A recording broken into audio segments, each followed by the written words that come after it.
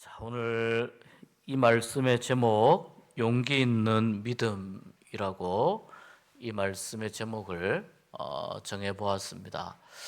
자, 여러분 용기라는 게 무엇일까요? 용기는 사실 오래된 이 그리스 철학에서도 아주 중요하게 다루는 이 덕목 중에 하나입니다. 용기가 뭘까요? 목소리 큰 사람이 용기가 좋은 사람일까요? 용기가 어떤 것이겠습니까? 오늘 말씀을 통해서 우리가 용기 있는 믿음에 대해서 같이 생각해 보았으면 좋겠습니다. 이런 이야기가 있습니다.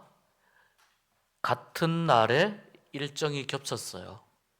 결혼식에 가는 일정과 장례식에 가는 일정이 동시에 겹쳤는데 둘 중에 하나만 갈 수 있습니다. 어디로 가는 게 좋을까요?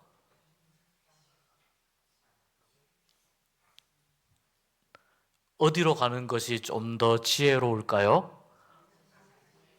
예, 장례식장에 가는 것이 조금 더 많이 많이 지혜로운 일이라고 합니다. 왜 그러냐면 기쁨은 또 그 자체로 충분히 기뻐하고 즐거워할 수 있고, 시간이 지나도 기쁨에 대해서는 또 함께 이야기를 하고 나눌 수가 있는데, 슬픈 일은 그 순간에 함께 있어주는 게 얼마나 귀한 일인지 모릅니다. 얼마나 귀한 일인지 모릅니다. 그래서 성경에서도 지혜로운 자의 마음은 초상집에 있다, 장례식장에 있다, 이렇게 이제 말씀합니다. 오늘 예수님이 부활하신 날이지만 오늘 이 말씀은 예수님의 장례에 관한 겁니다. 한국 사람들의 속담이라고 해야 될까요? 정승집에 개가 죽으면 어떻게 됩니까? 문상을, 정승집에 키우던 반려견이 돌아가시면 요즘은 사실은 이 반려견, 반려묘 이런 쪽에 사실은 이 장례업도 점점 사실은 늘어나는 추세이기는 합니다. 근데 이제 이 속담을, 이 이야기가 정승집이라고 하는 거 보니까 꽤 오래 전부터 있어 왔던 이야기 같은데, 정승집에 강아지가 돌아가시게 되면 많은 사람들이 찾아와서 이제 위로를 하는데, 막상 정승이 돌아가시고 나면 오히려 사람들이 안 찾아오더라, 덜 찾아오더라. 그게 사람들의 현실이 아닌가라는 생각이 듭니다. 사람들의 현실이 아닌가. 예수님이 죽으셨습니다. 그리고 예수님의 죽음은 사실 상상할 수 없을 만큼 쓸쓸했습니다. 너무 쓸쓸했고 또 너무 공허하고 너무 허탈한 그런 죽음이었습니다. 이 예수님을 죽이고자 하는 이 결정이 이제 어디에서부터 시작되느냐, 물론 상당히 많은 배경 설명이 필요합니다만 오늘 말씀을 근거로 하면 공회의원으로 선하고 의로운 요셉이라는 사람이 등장합니다. 여기에서 이야기하는 공회는 산헤드린이라고 하는 유대인들의 공식적인 최고 의결 기구입니다. 그러니까 여기에서 유대인들에 관련된 모든 것들이 판결도 이루어지고 재판도 이루어지고 그렇게 합니다. 여기에서 예수님을 신성모독죄로 예수님을 그렇게 고발을 해서 예수님이 그 제목을 쓰고, 유대인들 안에서의 분위기는 산헤드린이 분위기를 주도해 가죠. 왜냐하면 유대인들에게 가장 강력한 영향력을 끼칠 수 있는 기구이기 때문에 산헤드린에서 그렇게 결정을 했고, 그 산헤드린은 또한 어떤 신학적으로 율법적으로 굉장한 그 전문성을 가지고 있기 때문에 이 공회의 결정에 대해서 함부로 도전하거나 그렇게 하기가 굉장히 어려운 것이 유대인들의 정서라고 할 수 있습니다. 그래서 이 산헤드린에서 그렇게 결정을 했는데, 그리고 나서 이들이 반복되는 설명이지만 그 로마의 이 지배하에 있기 때문에 사형을 집행할 수는 없습니다. 그걸 하려면 이제 로마의 법정에서 사형에 대해서 선언이 되어야 됩니다. 사형이 집행이 허락이 되어야 됩니다. 그래서 이 사람들이, 대제사장들 중심으로 해서 이 사람들이 이 로마의 법정이라고 할 수 있는 빌라도 총독에게로 예수님을 끌고 가는 겁니다. 이 과정 속에서 산헤드린이 어느 정도의 찬성으로 결정을 했느냐에 대해서는 알 수가 없지만요, 전체적인 분위기가 예수님을 신성모독으로 그렇게 몰아가는 분위기 속에서 오늘 성경에 요셉이라고 하는 인물을 소개하면서 그는 공회의원이다. 그러니 유대인들 사이에서 매우 리더십의 위치에 있는 상당한 엘리트에 있는 사람이다. 지도자의 자리에 있는 사람이다라는 것을 성경이 밝혀주고, 두 번째, 선하다, 의롭다라고 이야기하는 것은 하나님의 관점에서, 그리고 말씀의 관점에서 보았을 때 하나님의 뜻을 따르고자 매우 노력하는 사람이다. 그래서 51절 끝에 보면 하나님의 나라를 기다리는 사람이다 라고 이야기를 합니다. 산헤드린 회원이지만 예수 그리스도의 가르침에 매우 큰 관심을 가졌던 사람이었다. 그런데 그 사람이 했던 아주 중요한 일이 두 가지가 있습니다. 첫 번째는 뭐냐면은 산헤드린, 이 공회에서 요셉이 의원이잖아요. 거기에 의원이지만 그 산헤드린에서 예수를 사형으로 결정을 할 때, 예수를 죽어 마땅한 자라고 결정을 할 때, 오늘 말씀에 보면 그들의 결의와 행사에 찬성하지 않았다라고 기록합니다. 이것은 대단한 용기가 필요한 행동입니다. 아주 무거운 분위기에 산헤드린 그 회의 분위기에서 예수님이 신성모독이라고 인정하지 않았다는 뜻입니다. 이것이 요셉의 첫 번째 매우 특별한 행동이고, 두 번째 특별한 행동은 예수님이 돌아가셨습니다. 자, 이 십자가형은 여러 가지 관점에서 바라볼 수 있는데 가장 중요한 것 중에 하나는요, 십자가에 달린 사람이 너무너무 수치스럽고 고통스럽게 죽어간다는 겁니다. 말할 수 없는 수치를 뒤집어 쓰고 죽어가게 됩니다. 그리고 이 십자가에 매달 때에 이렇게 이제 몸이 완전히 밑으로 축 늘어지는 걸 방지하기 위해서 발에 발판을 놓고 다리를 묶어서 버티게끔 해서 십자가에 매어 답니다. 그런데 자, 이 십자가형이 거행된 날이 언제냐면 목요일입니다. 금요일입니다. 죄송합니다. 금요일입니다. 금요일에 십자가형이 이루어졌는데 예수님이 오후 3시에 돌아가셨는데, 그때부터 금요일 그 다음 날은 토요일인데 안식일이고 이 당시에는 6월절이잖아요. 그런데 이 안식일이 언제부터 시작이 되느냐? 저녁부터 시작이 되는 거예요. 자, 오후 3시에 돌아가셨는데 저녁이면 해질 때라고 볼 수 있습니다. 저녁 한 6시, 7시, 몇 시간 안 남았습니다. 유대인들의 정서에는 십자가에 달린 사람은 저주받았다고 생각하고 부정하다고 생각하기 때문에 십자가에 계속 유월절에 안식일에 십자가에 그 시신을 매달아 두는 것을 굉장히 싫어했습니다. 그럼 어떻게 하느냐? 예수님은 돌아가셨어요. 예수님과 함께 두 강도가 행악자가 같이 매어 달랐잖아요. 예수님은 굉장히 십자가 지는 과정 속에서 특별한 고통을 당했습니다.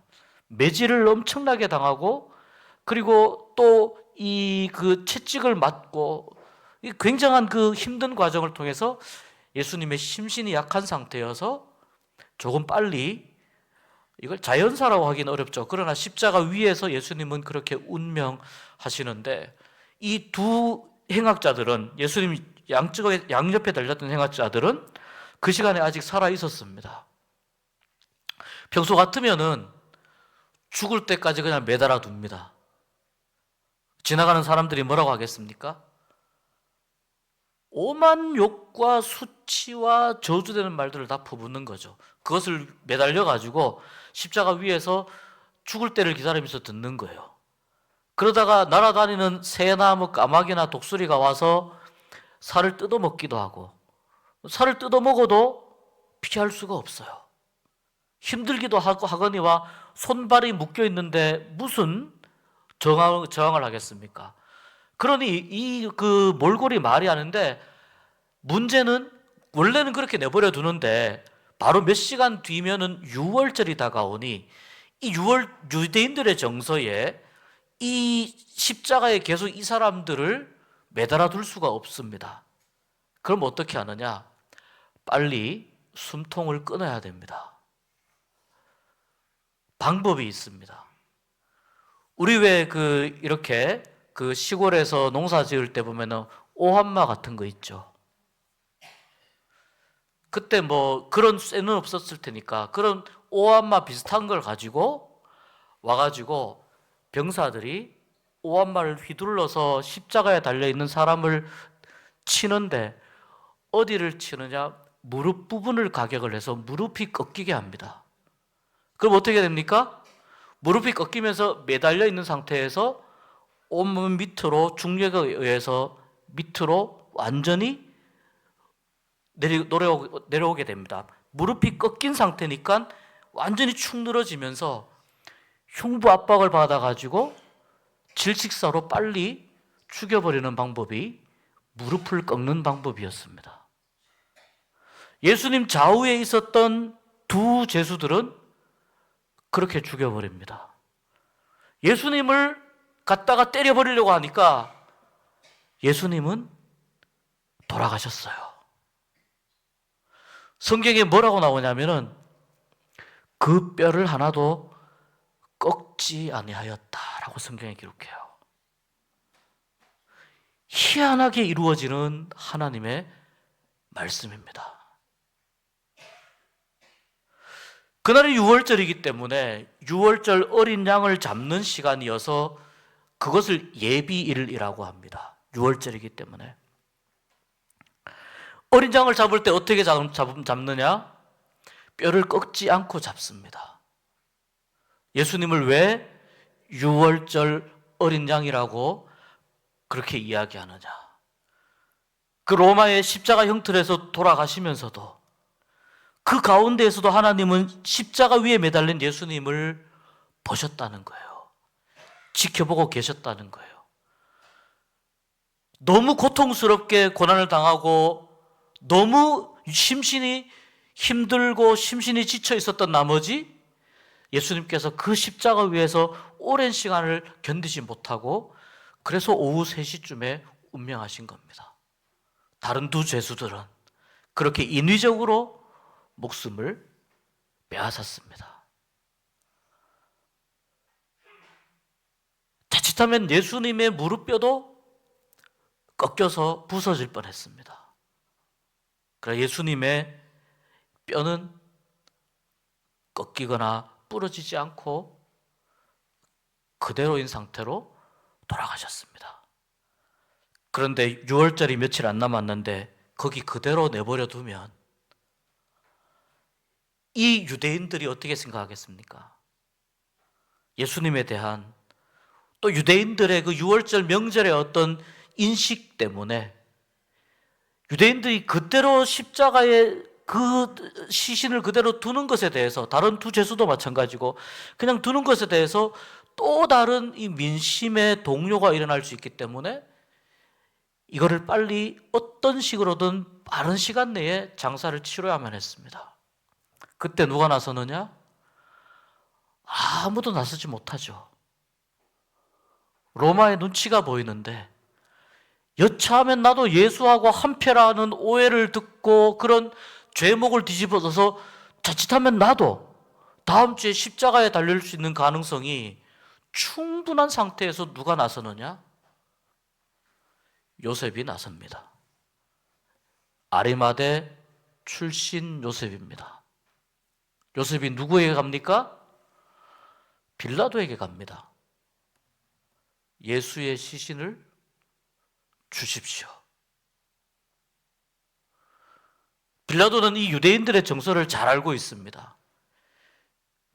요셉이 저렇게 와서 예수의 시신을 달라고 하는 이 자체도 빌라도가 보기에는 참 어이없고 가짜는 일이지만, 이걸 거절하면은 유대인들이 또 다른 민심의 동요가 일어날 것을 잘 알고 있습니다. 불과 유월절이 몇 시간 안 남았기 때문에, 해지는 시간까지 얼마 안 남았기 때문에 빌라도가 허락합니다.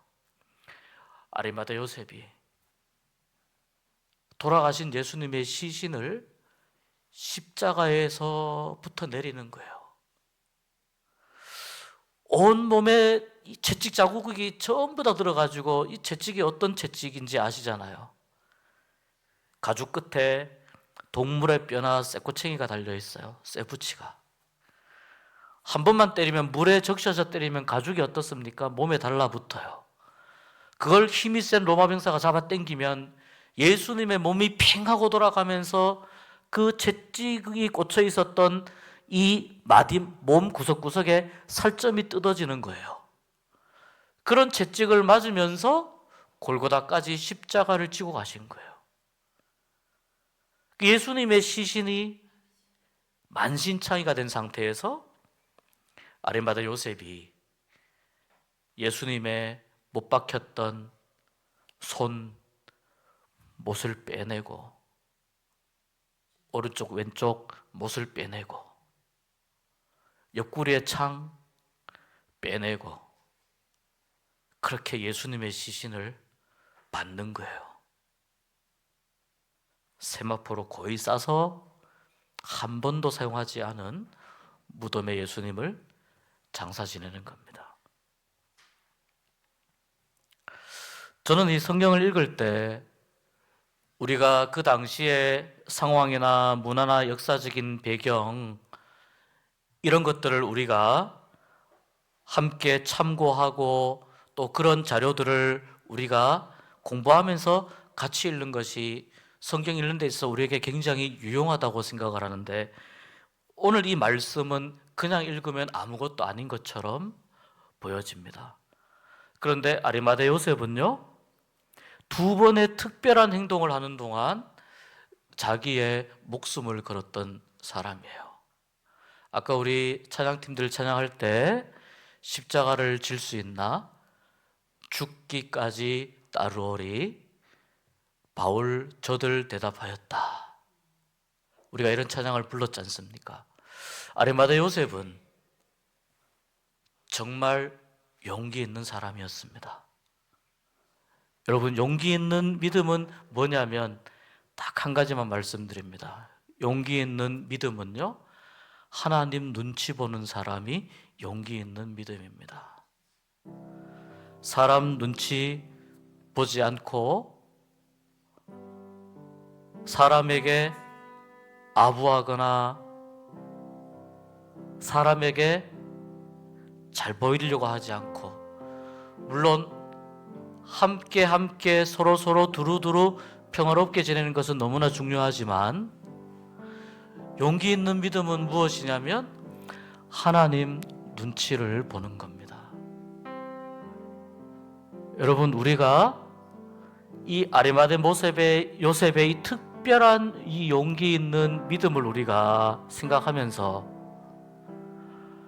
우리도 아리마대 요셉처럼 하나님 눈치 보는 사람들이 되었으면 좋겠습니다. 하나님 눈치 보는 그런 신자로 우리도 살 수 있었으면 좋겠습니다. 예수님이 그렇게 돌아가신 거예요. 예수님이 그렇게 고통스럽게 돌아가셨고, 예수님이 그렇게 외롭게 장사되셨습니다. 그 자리에 용기 있는 믿음을 가진 아리마대 요셉이 있었습니다. 예수님 곁에 우리가 있을 수 있는 믿음을 가질 수 있었으면 참 좋겠습니다. 예수님이 가장 힘들 때, 예수님이 가장 외로울 때, 예수님이 가장 아프실 때 우리 덕신제일교회 교인들이 예수님 옆자리에 지키고 있었으면 좋겠습니다. 그래서 하나님 눈치 보는 그런 믿음으로, 그런 용기 있는 믿음으로 살아갈 수 있는 우리가 되기를 간절히 소망해 봅니다.